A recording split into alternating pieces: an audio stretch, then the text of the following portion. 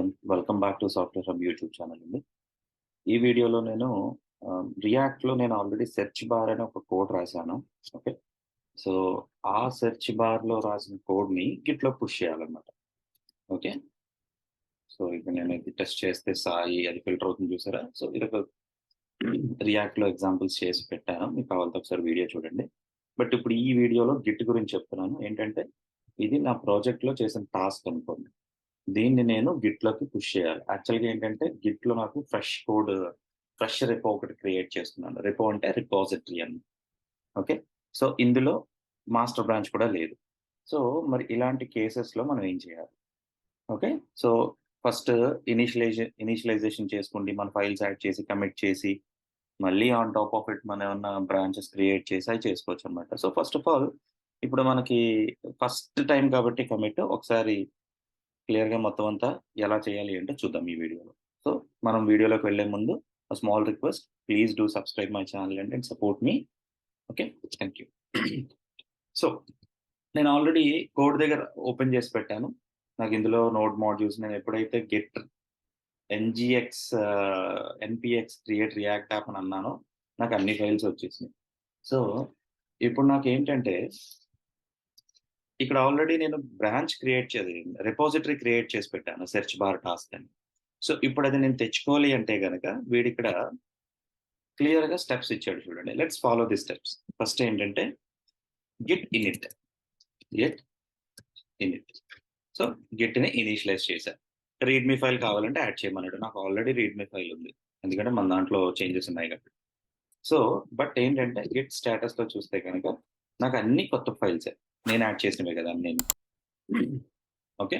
కానీ ఇక్కడ main problem ఇలాంటి సిట్యుయేషన్స్‌లో మీకు ప్రాబ్లమ్ ఏమవుతుంది అంటే, నాకు ఈ ప్యాకేజ్ డాట్ జేఎస్ కావాలి, యాప్ డాట్ సీఎస్ఎస్ కావాలి, యాప్ డాట్ జేఎస్ కావాలి, ఇండెక్స్ డాట్ జేఎస్ కావాలి, ఎస్ఆర్‌సీలో ఉన్న కాంపోనెంట్స్ కావాలి. బట్ ఇక్కడ లెఫ్ట్‌లో మీరు చూస్తే నాకు నోడ్ మాడ్యూల్స్ ఉన్నాయి అండ్ ప్యాకేజ్ లాక్ ఉంది. ప్యాకేజ్ లాక్ కూడా సంవాట్ మనకి నెసెసరీ ఉంది. ఇప్పటికెప్పుడు తీసుకుంటూ ఉండాలి బ్యాకప్. బట్ ఇప్పుడు ఏంటంటే నోడ్ మాడ్యూల్స్ నాకు అక్కర్లొద్దు కమిట్ చేసేటప్పుడు, రైట్? సో అక్కర్లొద్దు అని అన్నప్పుడు యాక్చువల్లీ ఇక్కడ చూపించట్లేదు మీరు అబ్జర్వ్ చేస్తే. బట్ దాన్ని ఎలాగ ఇగ్నోర్ చేయాలి కమిట్ చేస్తున్నప్పుడు? ఎవ్రీ టైమ్ ద నోడ్ మాడ్యూల్స్‌ని డిలీట్ చేసుకుంటే మళ్ళీ రీఇన్‌స్టాల్ చేసుకొని చేయలేం కదా! సో కమిట్ చేసేటప్పుడు మనం దాన్ని గనక ఇగ్నోర్ చేయగలిగితే సో ఆ ఫైల్స్‌ని మనం యాడ్ చేయం. సో దానికనే మనం డాట్ గిట్ ఇగ్నోర్ ఇక్కడ చూసారా ఫైల్? మీరు ఎక్కడైతే కోడ్ బేస్ గిట్ సెటప్ చేస్తున్నారో ఆ కోడ్ బేస్‌లో డాట్ గిట్ ఇగ్నోర్ అని ఒక ఫైల్ పెట్టుకోండి. ఆ సేవ్ చేయడమే dot Git ignore.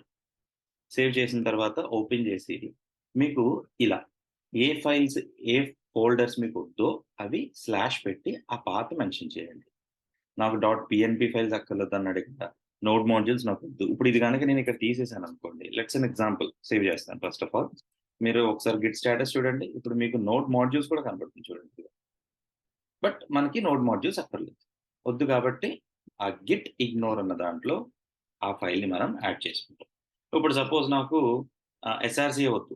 Let's assume నాకు అసలు ఎస్ఆర్‌సీయే వద్దు. జస్ట్ ఫర్ ఎగ్జాంపుల్ మీకు చూపించడానికి ఎస్ఆర్‌సీ యాడ్ చేశా. సో ఇప్పుడు ఒక్కసారి గిట్ స్టేటస్ చూడండి.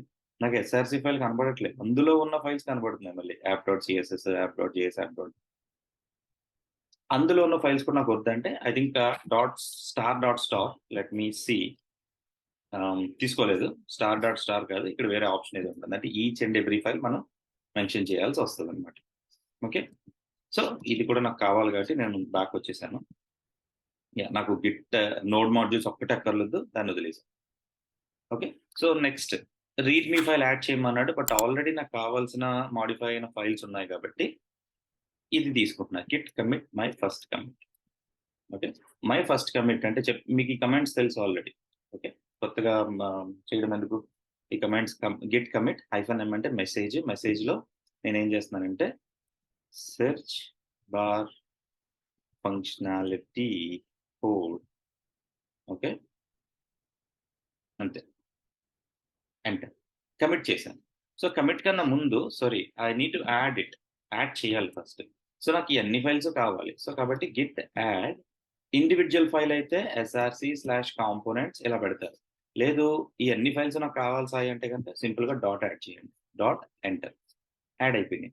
ఇప్పుడు గనక మీరు యాడ్ చేసిన తర్వాత ఇమ్మీడియేట్‌గా గిట్ స్టేటస్ చూస్తే అన్ని ఫైల్స్ మీకు గ్రీన్ కలర్‌లోకి మారతాయి. ఓకేనా? నౌ గిట్ కమిట్ చేసుకున్నాను. ఇయంతా కూడా మన సిస్టమ్ లోకల్‌లో జరుగుతుంది. మీ ల్యాప్‌టాప్ లోకల్‌లోనే జరుగుతుందనమాట. ఇప్పుడు దీన్ని నేను ఆన్‌లైన్‌లో నాకు కావాల్సిన రెపోకి నేను పుష్ చేసుకోవాలి. సో, దానికోసమే ఇక్కడ చూసారా? Git add search bar task. But first time కాబట్టి మనకి బ్రాంచ్ కూడా లేదు. సో, గిట్ బ్రాంచ్ -m అంటే మెయిన్ బ్రాంచ్ అని అర్థం. మెయిన్ అన్నాడు. మెయిన్ బ్రాంచ్ సెట్ చేశాం. నా ఈ కామ్ ఈ కా ఈ ఇదంతా కాపీ చేసి గిట్ రిమోట్ యాడ్ ఆరిజిన్ అంటే మీరు చేసిన కమిట్ ఓ పర్టిక్యులర్ ఆరిజిన్‌లో మనం పుష్ చేసి పెట్టుకోవాలి. అప్పుడే కదా అందరూ షేర్ చేసుకోగలుగుతారు. ఇప్పటి వరకు ఈ కోడ్ మీకు లైవ్‌లో లేదు. మీరు చాలా మంది అడిగారు నన్ను కోడ్ పంపియండి అని. బట్ ఆ కోడ్ లేదు. ఇప్పుడు నేను పుష్ చేసిన తర్వాత మీకు అవైలబిలిటీలోకొస్తది. సో, దానికని ఇక్కడ http://github Telugu software hub search bar task dot Git అని ఉంది. ఓకే. ఇది నేను కాపీ చేసి పెడతా. అలా కాదు సాయి నేను ఈ సెర్చ్ బార్ టాస్క్ అసలు ఈ యూఆర్ఎలే మార్చుకుందాం అనుకుంటున్నాను. గిట్‌హబ్.కామ్ తెలుగు సాఫ్ట్‌వేర్ హబ్ అని ఉంది కదా! అదొద్దు. సపోజ్ నా పేరు రాజేష్. రాజేష్ సాఫ్ట్‌వేర్ హబ్ ఈ సెర్చ్ బార్ టాస్క్ అని పెట్టుకోవాలి. క్రియేట్ చేసుకోండి. అప్పుడు ఎప్పుడైతే కమిట్ చేసి మీ ఫైల్స్‌ని ఆరిజిన్‌లో పుష్ చేయాలనుకుంటున్నారో ఈ కమాండ్ అంతా common. Git remote add origin URL మీ యూఆర్ఎల్ ఇచ్చుకోండి. సరిపోద్ది. ఓకే. ఇచ్చి ఎంటర్ కొట్టా. సెట్ అయిపోయింది. ఇప్పుడు పుష్ చేసుకోండి. Git push -u origin branches main. ఒకవేళ మీరు ఫస్ట్ టైమ్ యాక్సెస్ చేస్తే గనక పాస్వర్డ్ అడుగుతుంది. లేదు మీరు వేరే అకౌంట్ వాడుతూ ఈ అకౌంట్‌తో మీరు ఈ సెర్చ్ బార్ టాస్క్ చేస్తే గనక అప్పుడు కూడా ఆథెంటికేషన్ అడుగుతుంది. సో, వన్స్ మీరు ఆథెంటికేషన్ ఇచ్చిన తర్వాత నా ఫైల్స్ పుష్ అయిపోయినాయి. ఒక్కసారి రిఫ్రెష్ చేద్దాం ఈ గిట్‌ని. నాకు మెయిన్ బ్రాంచ్ వస్తది. చూసారా? Main branch. ఇంకేముండవు. మెయిన్ బ్రాంచ్‌లో నా ఫైల్స్ అన్నీ ఉన్నాయి.